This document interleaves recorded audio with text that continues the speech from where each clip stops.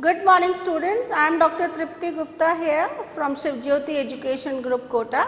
Today we are going to take up the revision of chapter number 3 from your Hornbill book. So, I would suggest all of you to please open chapter number 3, page number 22 of Hornbill, Discovering Tut, the saga continues. Okay. So, we are going ahead with the summary. Now, here an English archaeologist, Howard Carter, discovered the tomb of Tut, King Tut, who was the last pharaoh, the last king from the Egyptian dynasty. Now, Howard Carter found 3 nested coffins of Tut. Nested coffins were there was a outermost coffin within which there was one more coffin, and then there was a third coffin finally where the mummy was being laid. Okay. So, that is how the nested coffins were discovered. On opening the first one, he saw a shroud. Shroud is the cloth which is used to cover the body, okay, and which is decorated by garlands, willows, olives and lotus petals and cornflowers, the faded evidence of a burial in March or April. So, all those flowers, those garlands which were there placed on that shroud were giving an evidence that probably Tut who died in the month of April, March and April somewhere, because those flowers bloom only in these 2 months of spring. Okay. Now, he encountered a major problem when he reached the mummy. Now, when Carter was moving ahead with discovering those coffins, and finally when he reached the mummy, the third coffin, he was just being held because of the resin. Now, what happened over there was the ritual resin had hardened, which left Tut cemented to the bottom of the gold coffin. So, the complete coffin was a gold coffin. It was a very rich mummy which was being discovered, completely packed with lots of treasures, with lots of things like all the utilities, various treasures like you can say the ornaments, the necklaces, and there was a mask which was made of gold, rubies and sapphires. So, it was a very rich tomb which was being discovered. Okay. But when they found the mummy, as you can see in the picture also, it was being glued at the bottom because of the resin. Okay. So, he tried hard to loosen the resin by putting the mummy in the sunlight, but he failed. So, the impact of sun rays, high temperature also did not make any difference over there. He had to chisel away the solidified resin to raise the king's remains. If he had not done so, the thieves would have cut it apart to remove the gold. Now, that was the justification which Howard Carter has given, that why he he took up this particular way of removing the mummy from that resin which was on which it was being cemented. So, he took a chisel, with the help of chisel and hammer they separated every single part of the body, that mummy, and they took it out from that particular coffin. Now, after that what happened in this particular complete operation, the mummy was been very much damaged because of that complete operation or that the process of taking out the mummy from the coffin. Okay. The mummy had to undergo a CT scan in order to unveil numerous mysteries about Tut's life and death. Now, why there were numerous mysteries which are being talked here are because Tut was a teenaged king when he died, he was hardly of an age of somewhere around 17 or somewhere 18, like that, and he was the last ruler, pharaoh from that dynasty, and that is why his complete life as well as his death was a mystery. Many tourists from all over the world came to see the most famous mummy. The mummy was in deplorable state. So finally, it became a very huge big tourist attraction where the mummy was being seen by lots of tourists from all over the world, and it was being in a very poor state just because of the way it was being handled at the time when it was being discovered by Howard Carter. Now, after that, in year 2005, what happened? More than 3,300 years after his death, King Tut's mummy became one of the first mummies to undergo a CT scan. In death as in life, moving regally ahead of his countrymen. So, in life he died first as the youngest pharaoh, and even after death he was the first, his mummy was the first mummy to be scanned, to undergo through a CT scan. So, the CT scan was led by Zahi Hawass and done with a portable CT scan machine. Okay. Now, this CT scan machine was being donated to the Egyptian Archaeological Society by the National Geographic Society. Okay. Everything went off smoothly.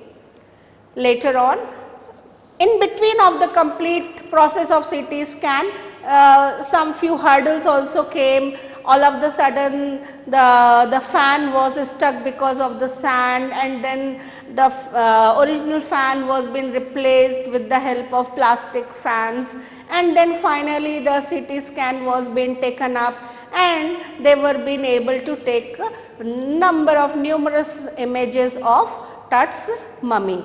Okay. Now, finally, after the completion of the scan, his mummy was carried back to his tomb.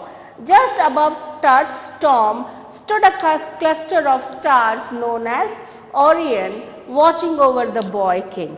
Now, when the complete scanning was being over, finally it was being decided that the mummy was being placed back into the tomb itself, and there, when they were being coming out after placing their body, they found that the constellation Orion, which is considered to be the god of afterlife in Egyptian culture, was just on their head. They can view that Orion constellation from the door of that tomb, and it seemed like that Orion was the god of the afterlife, was watching, and it was under his custody that the boy king, the teenaged King Tut, was lying over there safe under the watchful eyes of Orion. When the archaeologists left, the wind had stopped and the surroundings came to a deadly silence. So, there was a notion and it was being presumed by many people that there was a curse, Pharaoh's curse, which according to which whosoever will disturb the mummy will face the consequences accordingly. So that presumption was been making everybody to be very anxious about that curse. So, even Zahi Hawass was also felt quite relaxed when everything went on smoothly, and they also found it to be somewhere visible in the total environment which was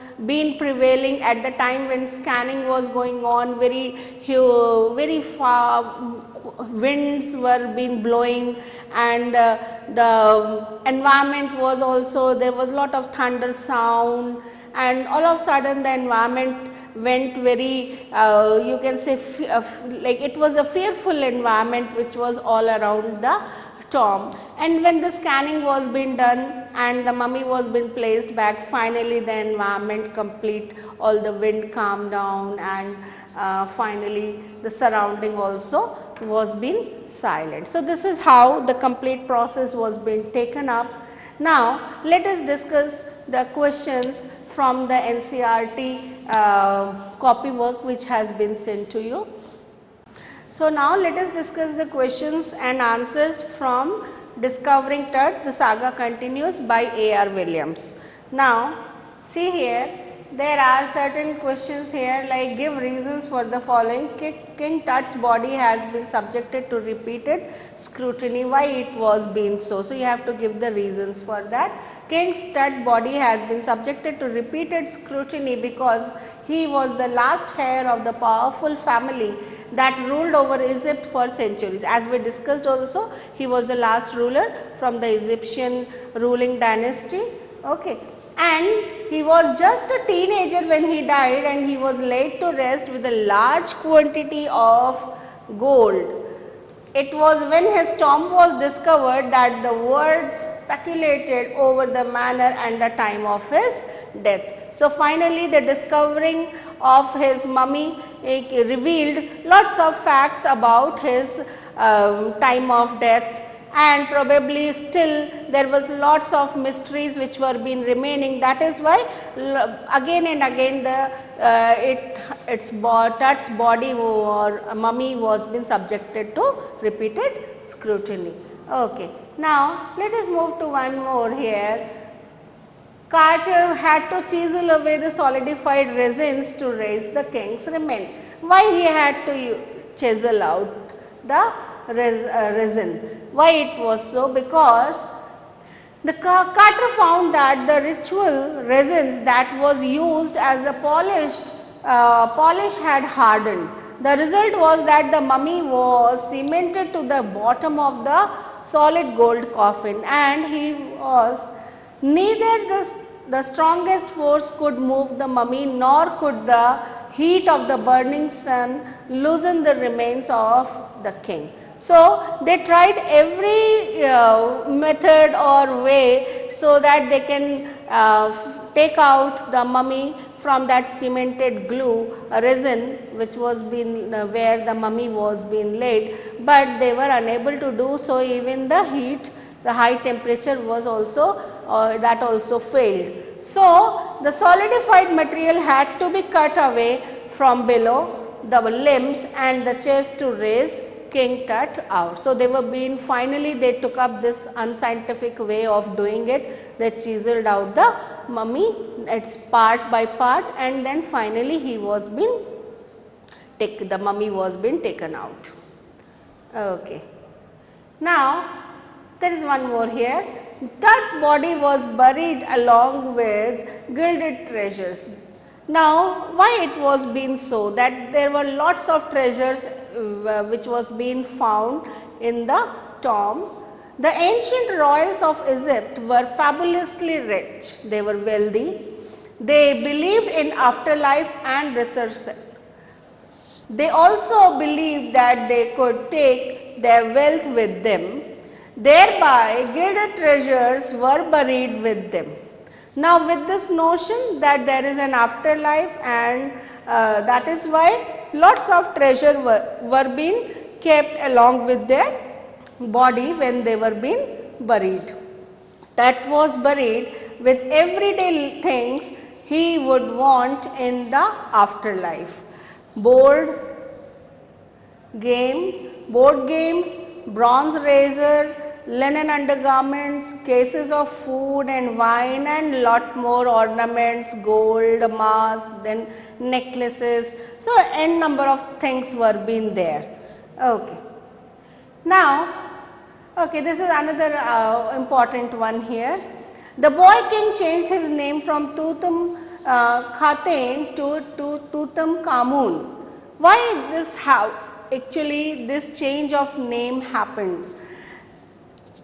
Tutankhamun means image of Amun. He was a major god in ancient Egypt culture. King Amenhotep smashed the images of Amun and closed his temples. King Amenhotep was Tut's father. Okay. Tut oversaw a restoration of the old ways. So when Tut took the throne and he became the king, finally he restored the old ways and he opened the temples of god Amun, and he was been a follower of god Amun.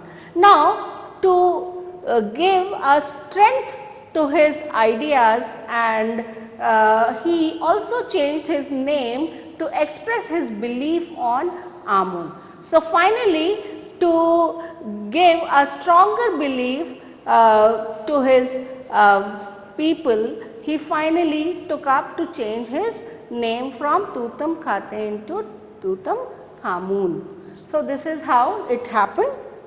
Now we have discussed various questions here. Now we are going to discuss some of the internal questions also. Okay, now let us discuss the internal questions. First one, who was King Tut? What do you know about him? For this question, as we know, King Tut, we have already discussed about him. He was the teenaged king, the last king from the dynasty, ruling Egyptian dynasty. Okay, so you can find the answer of this question. You can refer to para 1 on page number 22. It is the first para from where the chapter starts. Okay, now let us discuss the second question. Describe how the CT scan of King Tut's mummy was carried out on 5th January 2005. Okay, so for this question you have to refer to page number 26 here.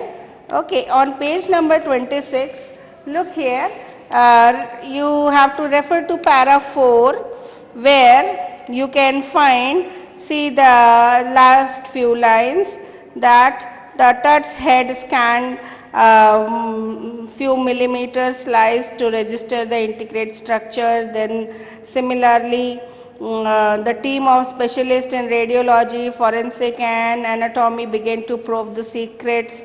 Okay, and see the last para is more here, first 4 lines are more relevant to the answer. The night of scan, workmen carried Tut from the tomb in his box. So they climbed a ramp and flight of stairs, and then into the swirling sand out they rose the hydraulic lift into the trailer that held the scanner. And then you can move to page number 27 on in para 2 where you can include these few more lines here. A technician pulled up astonishing images of Tut on a computer screen. A grey head took shape from the scattering of pixels, and the technician spun and tilted it in every direction. Finally, the neck vertebrate appeared, and you can give all these details according to the, you can include them here. Finally, this is how you can use these few lines here to frame the answer. Okay. Now, let us move to the third question. Tut took a major step during his regime. What was that? Now, actually this question is based that how Tut restored the old ways where he finally he decided that god Amun will be prayed, he opened his temples. Okay, so all these things will be included in this answer. So for the answer you can refer to paras 5 and 6 on page 25. See here, page 25, para 5 and 6. Okay. See here the last 2 paragraphs here. King Tut was, see, Amenhotep III, Tut's father, Our grandfather was a powerful pharaoh who ruled for almost 4 decades at the height of 18th dynasty's golden age. His son Amenhotep IV succeeded him and initiated one of the strangest period of the history of ancient Egypt. Now you can continue this paragraph on page 26. Here this first paragraph completely gives you the complete insight of this particular aspect, and you can frame the answer from there. The new pharaoh promoted the worship of the Aten, the sun disk, changed his name to Akhenaten or servant of the Aten, and moved the religious capital from the old city of Thebes to the new city of Akhenaten, now known as Amrana. Now he further shocked the country by attacking Amun, a major god, smashing his images and closing his temples. So this was the act which was being taken up by Amenhotep II. Okay. Now when Amenhotep death was, he died, and Tutankhaten took the throne. See here para number 2, next para here, you can follow the next para also, third line. Tutankhaten took the throne, and King Tut, as he is widely known today, the boy king, soon changed his name to Tutankhamun, and he reigned for around 9 years. So because all of these, though he finally revived the what all things, the strange aspects which was being taken up by Amenhotep, his father, and he corrected all those things. So this you have to include in the answer 3. Now we have one more question here. Why did a guard joke nervously and said, "Curse of the pharaohs"? You can refer for describing what the curse is exactly, you can refer to page number 23, that is the second page where of the chapter on para 2 here. See the last 2-3 lines, that gives you what the curse was. The pharaoh's curse, death or misfortune falling upon those who disturb him, and was really true. So this was the pharaoh's curse. Now the another part of this answer, for that you have to refer to page number 26, para number 5, which is the last paragraph on the page. And here when they were taking up the CT scan of the Tut's mummy, finally their scanner held up in between because the sand was being there, came in between of that fan, and it stopped working. At that time the guard who was there, he just out of just a sarcasm, he just made that these all hurdles which are coming are because of the pharaoh's curse. So it is not, you have to take it seriously. Okay. So that is how he finally this particular statement was being given by that guard. So this is how you have to frame the answers of the internal questions. So I hope everything here which we have taken up in the revision is been clear to you. So if there are any doubts, we will hold the doubt session and you can clarify your doubts there. Thank you, students.